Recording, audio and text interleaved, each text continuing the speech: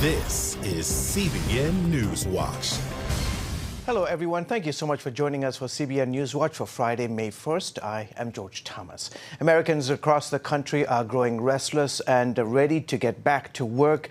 Those feelings come ahead in Michigan, where, despite efforts by the Republican-controlled legislature, the governor extended her stay-at-home orders.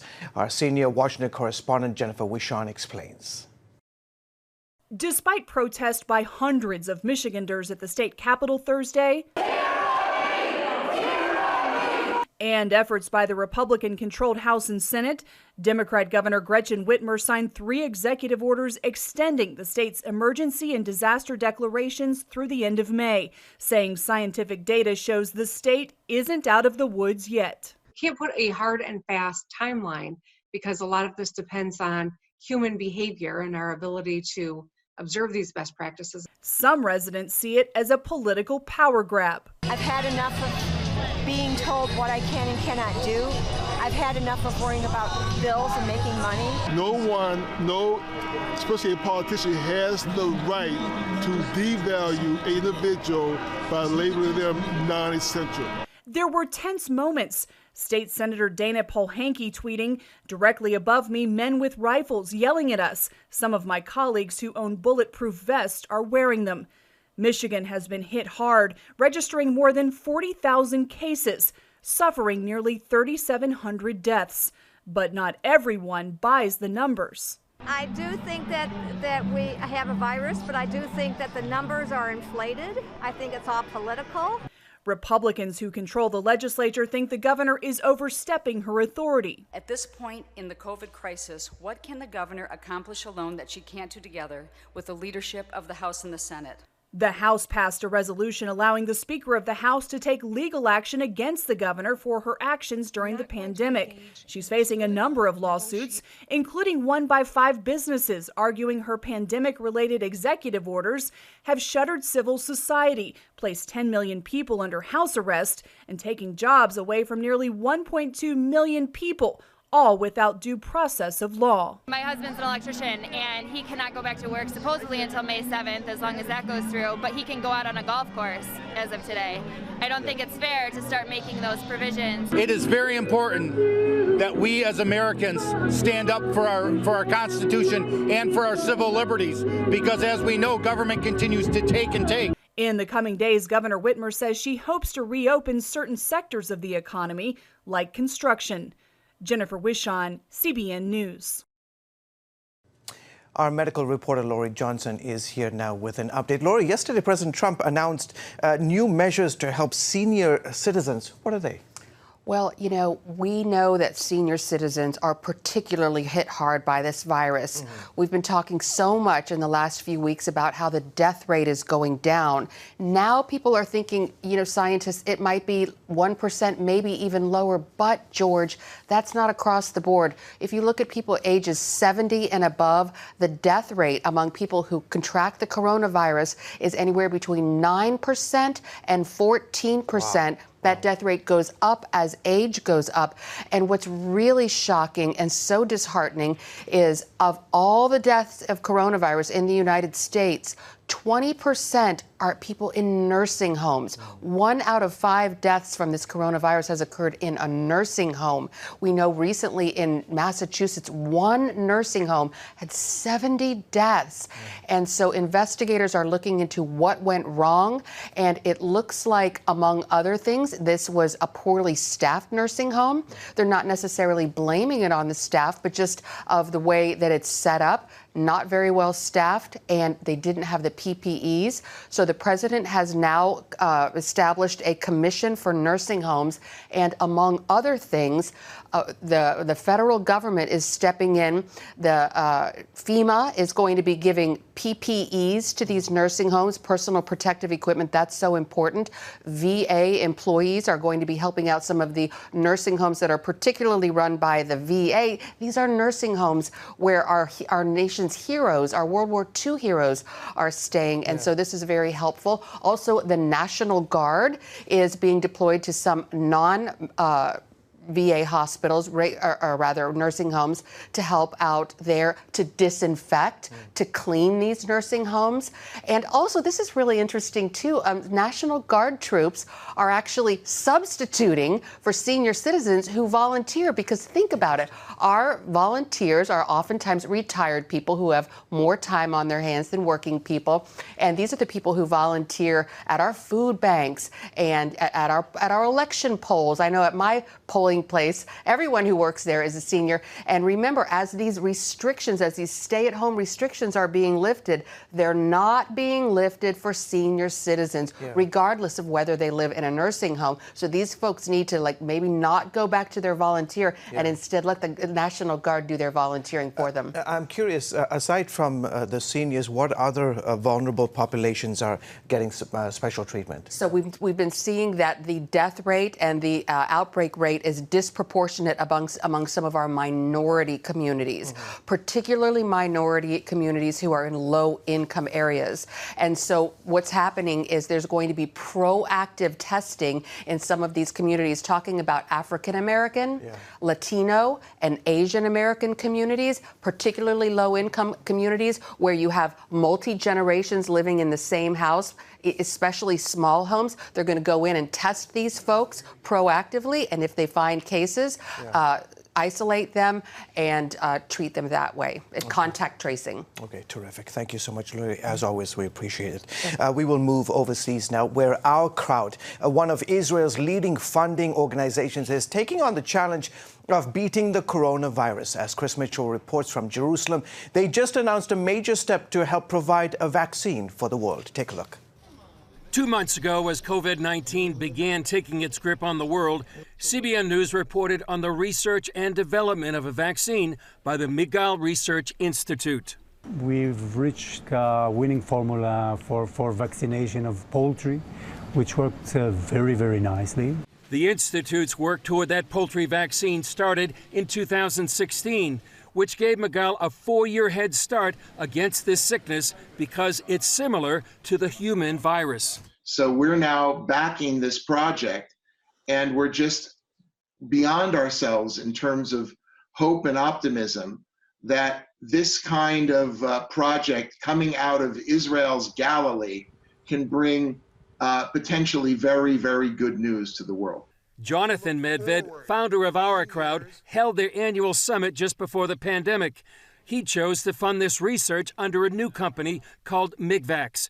He says its formula brings a number of advantages. This is not their first rodeo. They've been working on a variety of coronavirus-related vaccines in this area now for some time. But on top of that, this is an oral vaccine, which is pretty much unique in terms of the other candidates that are out there. It doesn't require a shot. It'll work in hot climates in parts of Africa, because we need a vaccine for everybody. It doesn't use actually live virus or dead virus in the vaccine. So people who are immunocompromised, who are afraid of catching it, don't have to worry about taking a vaccine that has small attenuated amounts. Medved says his organization has been on a mission since the pandemic began. My problem is, I told my wife when it started, I said, we'll get some quality time together, right? That hasn't worked out, okay? I've been working harder than ever before. We're working globally, so we go, often to 2 or 3 in the morning, and then, back at it in the AM. And I'll tell you, it keeps you young, it keeps you motivated, it keeps you excited. He says it's all part of Israel's biblical calling. I feel very much that we're all here for a purpose. And the purpose of Israel renewed, Israel rebuilt, Israel established not just as a strong member of the family of nations, is that we are supposed to do this stuff. Okay, we are supposed. Our Middle East Bureau Chief Chris Mitchell joins me now. Chris, Hebrew University researchers just came out with an analysis of the global lockdowns. What were their conclusions? Well, it's a very important research, especially in light of Jennifer's story about Michigan. The conclusion was basically that Israel and other nations around the world may not have needed their lockdowns. They point to the enormous consequences of these lockdowns: unemployment, isolation, loneliness, drug abuse, domestic violence, and the economic devastation that's really hit so many countries. So what they did is they calculated the number of ICU and hospital beds in a particular country and then determined whether or not the coronavirus would actually overwhelm the hospital system.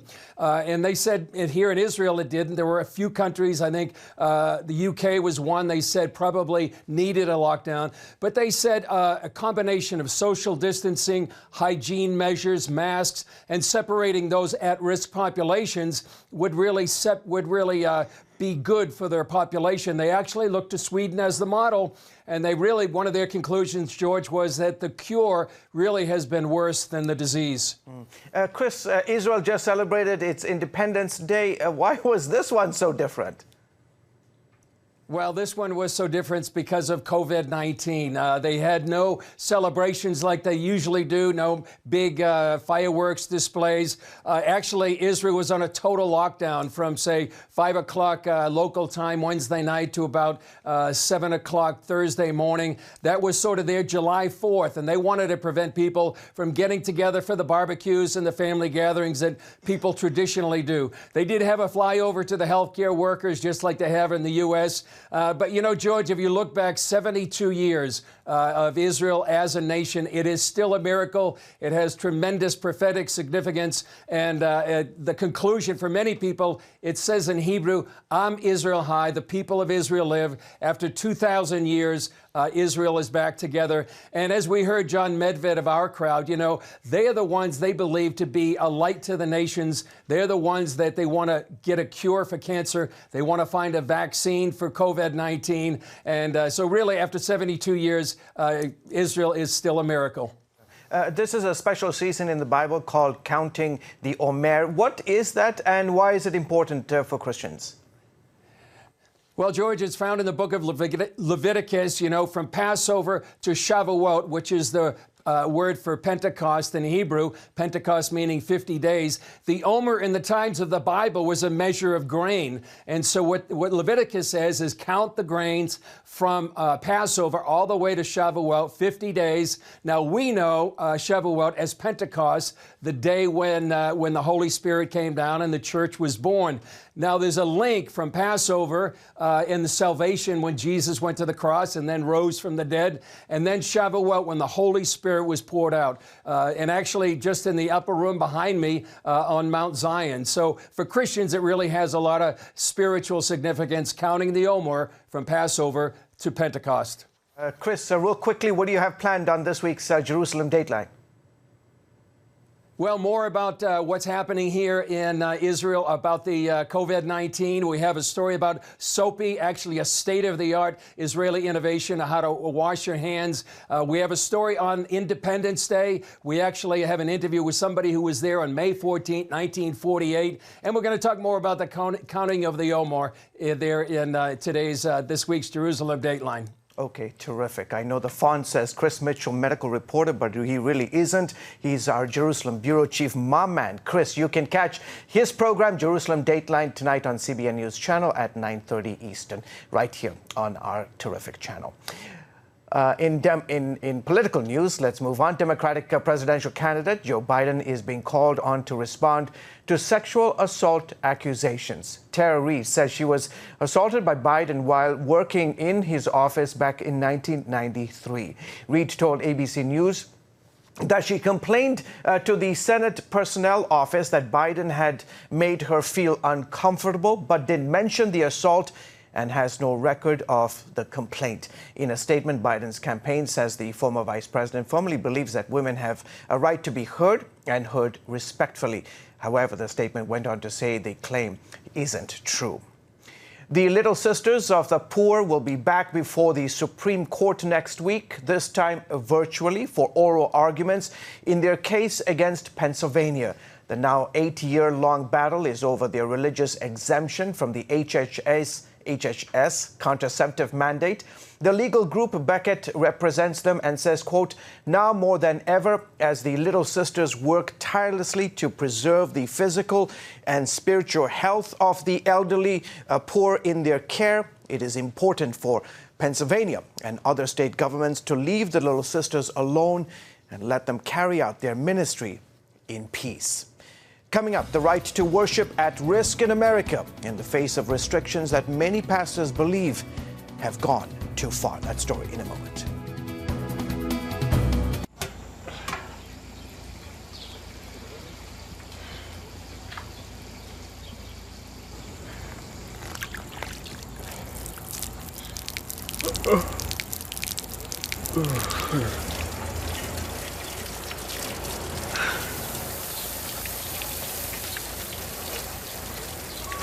Life is better with a good night's sleep. Get your free DVD or booklet of Protect Your Sleep as the world watches from the outside. It's a big diplomatic tug-of-war here in the Middle East. Go inside the story with Jerusalem Dateline. Israeli archaeologists are talking about a discovery that could change the thinking about the Temple Mount. Join CBN Jerusalem Bureau Chief Chris Mitchell and get the biblical perspective on the events shaping the world. What starts in Israel then ends up going to other places. Watch Jerusalem Dateline, Friday night at 9:30 on the CBN News Channel. Life. It's meant to be lived fully. Jesus said it. I came to give you life. Life to the fullest. Life in your family. Life in your finances. Life in your body, mind, and spirit. Life in your everyday.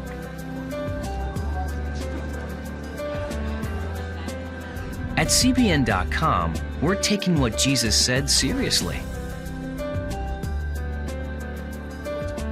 We're here to help you discover life. Life. Live it fully. CBN.com.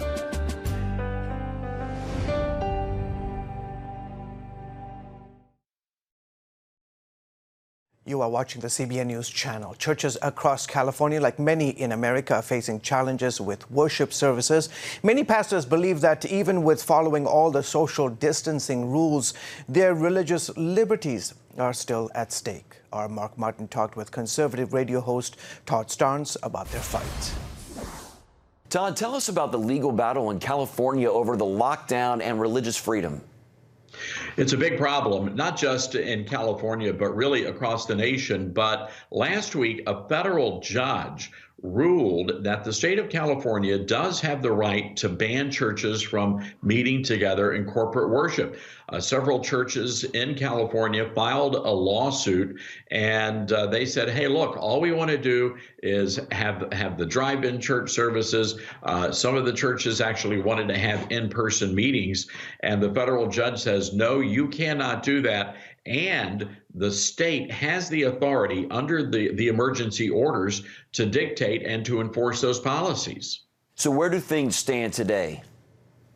Well, there's a lot of unrest right now and a lot of rumblings in the Christian community. I had the pastor of a very large, really a mega church just north of Los Angeles on my radio program, and he said it really is time to have that conversation. When can the churches get back to the business of holding church services?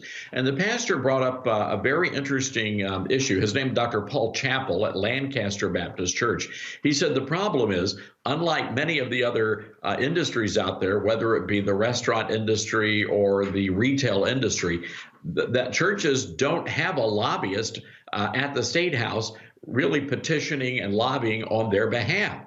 And he says it's very troubling that at this moment there are not conversations being had in the halls of government about when the churches can reopen their doors. Let's talk big picture, Todd. Why is this fight so important for not only California, but the entire nation? We are watching an unprecedented attack on our civil liberties. And I wrote about this in my book, Culture Jihad, that came out in October, that unless people of faith stand up and fight for liberty, then we are going to have a very big problem in this country. Now, keep in mind, the issue here is religious liberty. There are attacks on the Second Amendment. There are attacks on freedom of assembly. It goes on and on and on. But the issue is religious liberty.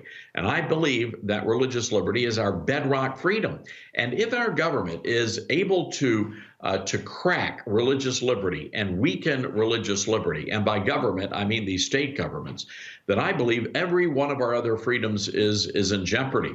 And that's exactly what's happened here. It's not a surprise that one of the first things they did was shut down churches in just about every state across this nation.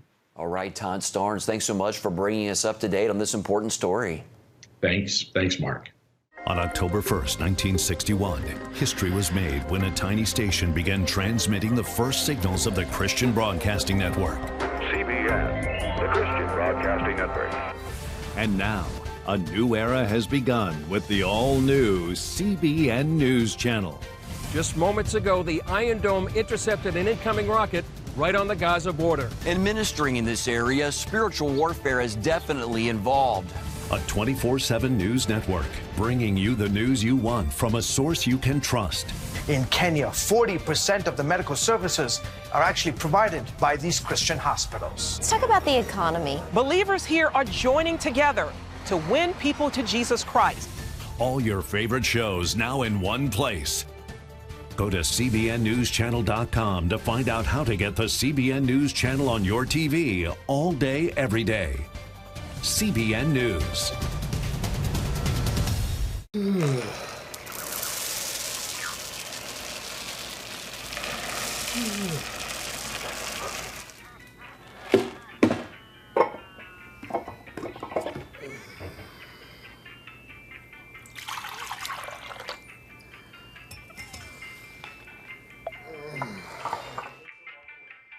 Life is better with a good night's sleep. Get your free DVD or booklet of Protect Your Sleep today. Life. It's meant to be lived fully. Jesus said it. I came to give you life. Life to the fullest. Life in your family. Life in your finances. Life in your body, mind, and spirit. Life in your everyday. At CBN.com, we're taking what Jesus said seriously. We're here to help you discover life. Life. Live it fully. CBN.com. It's clear that testing for COVID-19 is the critical piece to get the country back to business. One option is a self-test done at home, which the Food and Drug Administration has now okayed. Mark Martin has a story. We've all seen reports of long lines and frustration from consumers as they waited for drive-through testing. Part of that is due to the test requirements. We have a 3-stage process where we are doing a verbal triage to see what their symptoms are, see if they meet criteria for the testing, and if they do, then they will be registered, seen by a provider, and then they will have the test done. Another option in several states is called a drive-up self-swab nasal test, offered at drugstores like Rite Aid, overseen by their pharmacists. Now there's an opportunity to test yourself at home. The FDA approved this diagnostic test designed by LabCorp. It's very easy and safe to perform. Our data show that it's as accurate as having it performed in the doctor's office or in a clinic. They can perform the test, put it in the tube of saline, and overnight it back to the lab, and then get the results thereafter from LabCorp. CBN News also reached out to LabCorp. The company did not respond to our inquiry, but it did release a statement saying that the self-test will help prevent the risk of transmitting the virus to others, and it will also reduce the demand for personal protective equipment because a clinician is not required. LabCorp will make the kits initially available to frontline healthcare workers and first responders. Its goal is to make the tests available to the public in the coming weeks. The $119 price tag could be an issue, but LabCorp says it will work with customers and health insurance companies so folks don't have to pay up front. LabCorp also notes that its at-home test does not detect antibodies or immunity. CBN medical reporter Lori Johnson explains the difference. Because the antibody test, a lot of people are confused about it because you hear testing. There are two main tests. One of them is the test to see if you have COVID-19 right now. The other is the antibody test, also called the antigen test, which tells you whether you ever had it. And that is so important because an estimated 60% of people who had COVID-19 had no symptoms. They never even knew they had it. If you test positive with the antibody test, Johnson says you probably now are immune to COVID-19. And doctors believe people with antibodies may be key to treating the most critically ill.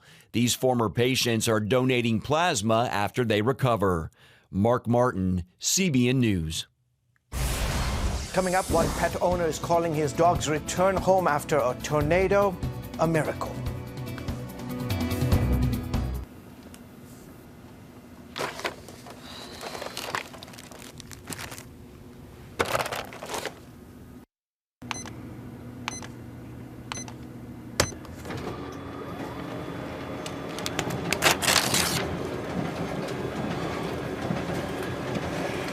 Life is better with a good night's sleep. Get your free DVD or booklet of Protect Your Sleep today. I'm Ephraim Graham, and this is Studio 5. Cruise with me as I discover the good things happening in the world of music, sports, television, and movies. The fact that Ryan Coogler was going to be directing the film, I knew that something special was going to happen. We'll chat with artists at the forefront of entertainment and explore the connection between popular culture and faith. I asked my pastor, I said, well, does that mean I'm supposed to be a preacher? He says, well, no, you already have a pulpit. Watch Studio 5 Wednesday night at 9:30. Remember for a moment what it was like to be a child. You believed every story you were told. You saw a world full of endless possibilities. What stories will the world's orphaned and at-risk children believe? We believe the Bible tells the only story truly worth believing. We believe that every child should have the opportunity to dream, the chance to take challenges and turn them into possibilities, the chance to stand on the promises of God, to recognize their place in the greatest story ever told. They have their whole lives ahead of them. Theirs is a world of endless possibilities. They are looking for a story to believe. We will tell them that story. Will you join us?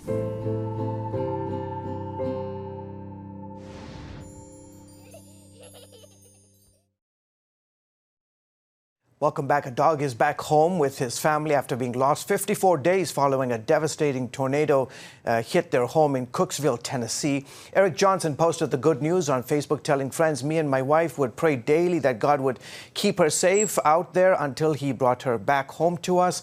Well, today, those prayers came true. Johnson says Bella, their Australian shepherd, had been missing since the twister hit their community on March 3rd. He says Bella was found not too far from home. He says friends had helped them go out and look for her after the storm. They didn't give up helping them look for her and watch for her.